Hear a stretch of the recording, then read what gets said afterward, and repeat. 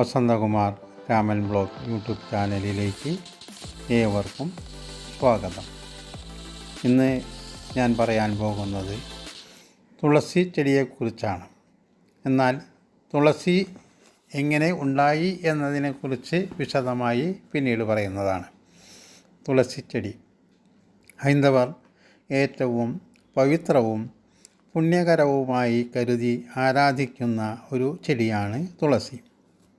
ഹൈന്ദവ വിശ്വാസപ്രകാരം ലക്ഷ്മീദേവി തന്നെയാണ് തുളസി ചെടിയായി അവതരിച്ചിരിക്കുന്നത്. ഇല, പൂവ്, കായ്, തടി, തൊലി, വേര് തുടങ്ങി തുളസിച്ചെടിയുടെ സകല ഭാഗങ്ങളും പവിത്രമാണ്.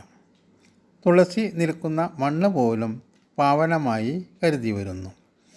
ദേവി ഭാഗവതം, പത്മപുരാണം, സ്കന്ദപുരാണം, നാരദ സംഹിത, അഗസ്ത്യ സംഹിത തുടങ്ങിയവയിലെല്ലാം തുളസിയുടെ മാഹാത്മ്യം പ്രകീർത്തിക്കപ്പെട്ടിട്ടുണ്ട്. തുളസി വിവിധ നാമങ്ങളിൽ അറിയപ്പെടുന്നു. വൃന്ദ, വൃന്ദാവനി, വിശ്വപൂജിത, വിശ്വപാവനി, പുഷ്പസാര, നന്ദിനി, കൃഷ്ണജീവനി തുടങ്ങിയ നാമങ്ങളിൽ തുളസി അറിയപ്പെടുന്നു. അതുപോലെ സംസ്കൃതത്തിലും പല പേരുകളിൽ അറിയപ്പെടുന്നു. സുഗന്ധ, ഊദഗ്നി, ദേവദുന്ദുഭി, വിഷ്ണുപ്രിയ തുടങ്ങിയ നാമങ്ങളിൽ തുളസി അറിയപ്പെടുന്നു.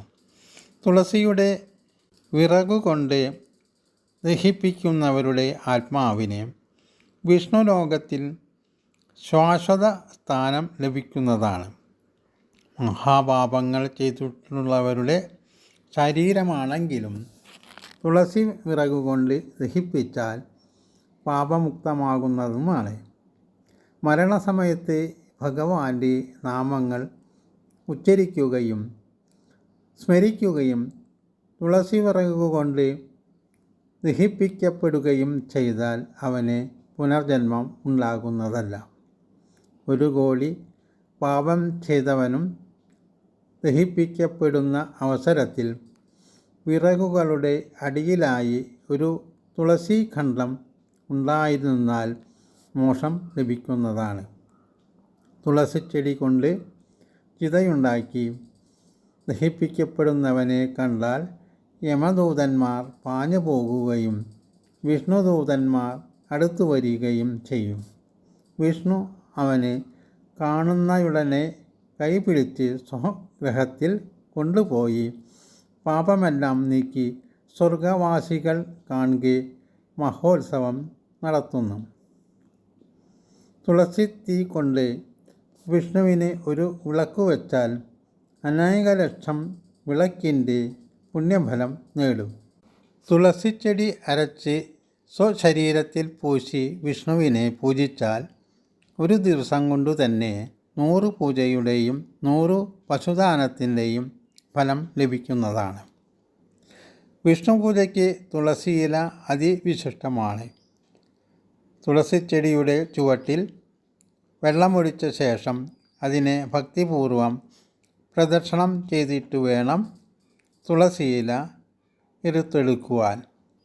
ദേഹശുദ്ധിയോടും മനഃശുദ്ധിയോടും കൂടി വേണം തുളസിയെ സ്പർശിക്കാൻ. അതുകൊണ്ട് തന്നെ അത് വളരെ പവിത്രമായ ഒരു ചെടിയായി കരുതിപ്പോരുന്നു. തുളസിയില എടുക്കുമ്പോൾ ചൊല്ലേണ്ട മന്ത്രമാണ് ഇനി പറയാൻ പോകുന്നത്. തുളസ്യാമൃതജന്മാസി സദാ ത്വം കേശവപ്രിയം കേശവാർത്തി ചിനോയിത്വം വരദാഭാവശോഭനേ. ഈ മന്ത്രം ജപിച്ചു കൊണ്ടുവേണം തുളസി ഇല ഇറുക്കുവാൻ. ദ്വാദശി തിഥിയിൽ തുളസി ഇല ഇറുക്കാൻ പാടില്ല എന്നൊരു വിശ്വാസവുമുണ്ട്. ഭവനത്തിന് മുന്നിൽ തുളസിത്തറയിൽ തുളസി നട്ട് വളർത്തുന്നതും അതിനെ പരിരക്ഷിക്കുന്നതും ശ്രേയസ്കരമാണ്. ദിവസവും അതിന് ചുവട്ടിൽ ശുദ്ധജലമൊഴിക്കുക. സന്ധ്യയ്ക്ക് തുളസിത്തറയിൽ ദീപം തെളിയിക്കുക എന്നിവയൊക്കെ നിത്യവും അനുഷ്ഠിക്കുന്നത് വളരെ നല്ലതാണ്.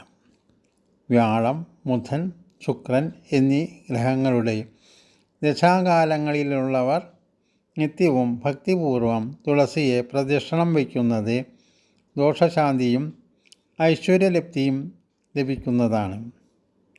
ഇവർ തുളസിമാല ധരിക്കുന്നതും ഉത്തമമാണ്. ഏകാദശി വ്രതമനുഷ്ഠിക്കുന്നവർ പാരണ വിടുന്നതിന് മുമ്പ് തുളസി ചുവട്ടിൽ വെള്ളമൊഴിക്കുകയും തുളസിയിലയിട്ട തീർത്ഥം സേവിക്കുകയും ചെയ്യുന്നത് അതിവിശേഷമാണ്.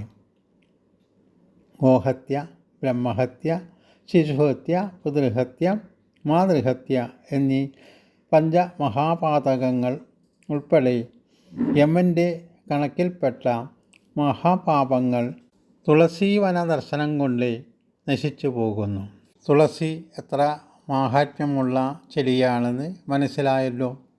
തുളസിയുടെ ജന്മരഹസ്യത്തെക്കുറിച്ച് പിന്നീട് പറയുന്നതാണ്.